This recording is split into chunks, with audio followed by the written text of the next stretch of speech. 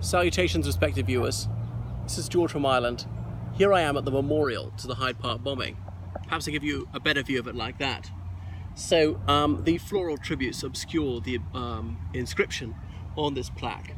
Anyway, on this spot in 1982, 20th of July, the IRA exploded a bomb as some of the household cavalry rode by, because the army exercised their horses around Hyde Park very early in the morning, about 6 in the morning, as in there'll be no traffic. Well, there's a sand bridleway, I suppose I'd have to call it, where they ride. There's a bit behind me there. The IRA noticed this, and so they planted a bomb beside the path. I'm not sure why they selected this particular location, but anyway, I believe it was remote controlled, and they waited till they saw the cavalry riding by, and they detonated the bomb. They killed 4 soldiers, a few horses. Several more horses were badly injured and had to be put down. Quite a few more soldiers were wounded as well. So that was that. So it infuriated people in Great Britain. People don't like seeing their soldiers killed, unsurprisingly. Moreover, well, they were killed while they were unarmed. There were no particular threat to the IRA at that time.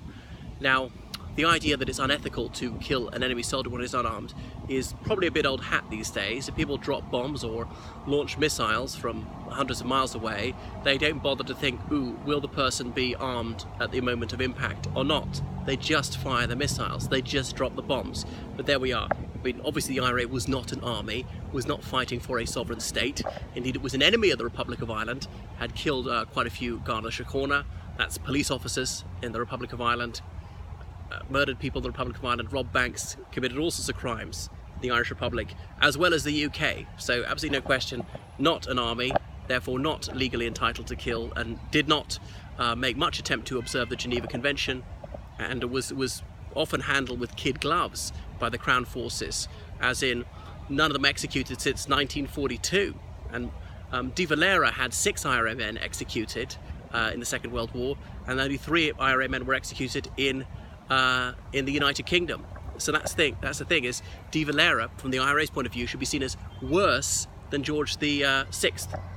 But anyway, so coming back to this, there were reports about the progress of the soldiers in hospital and indeed the horses. Some people seem to be more concerned for the fate of these quadrupeds than they were for human beings.